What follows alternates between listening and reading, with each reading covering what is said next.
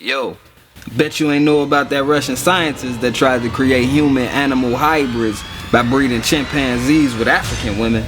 Yeah, that actually happened. ILYA Ivanov was a Russian scientist that specialized in the artificial insemination of animals.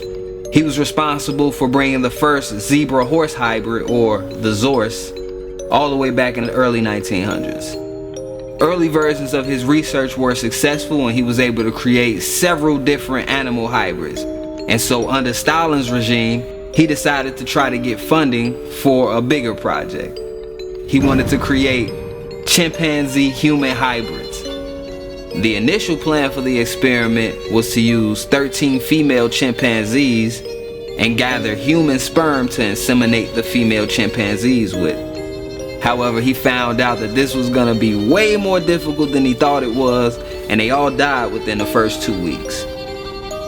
Gathering female chimps for the experiment was getting harder for him to do, so he decided that he was gonna switch gears. He had got all of this money from the Russian regime and he didn't want to go home empty-handed with his research.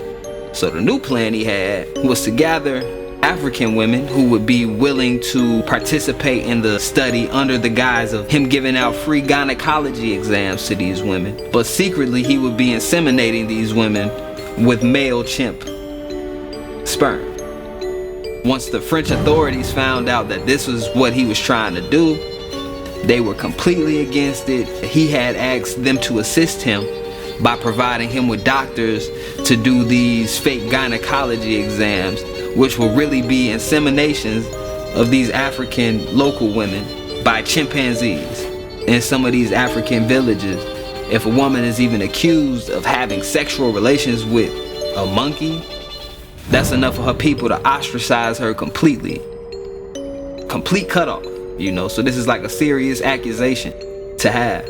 And to be going into these villages, getting these women, pretending that you care about their health and their well-being, while ultimately your main goal is to experiment on these women, ruin their life. God knows what kind of diseases could be passed to these women and to their children. They were completely against the experiments when they found out about them, and he ended up getting sent back to Russia.